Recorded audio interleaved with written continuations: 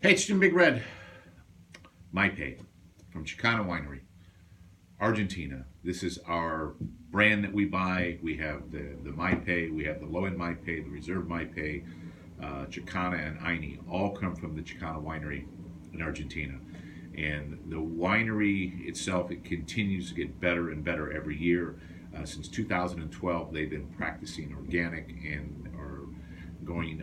Actually, they're practicing now biodynamic. They've been practicing organic since 2012. So really natural wines, and it really shows them what they're doing. So every year, the reserve line, the Cab, the Malbec, the Bonarda, they're all getting good scores. No exception here. So 2015 reserve Malbec, 92 suckling, and it is a just a delicious Malbec. And for the money, it's crazy.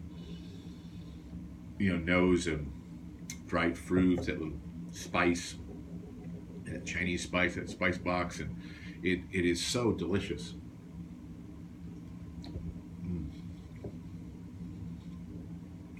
Get that red fruit, get the little licorice, um, just nice silky tannins, and again, I can't say enough about the value of this wine.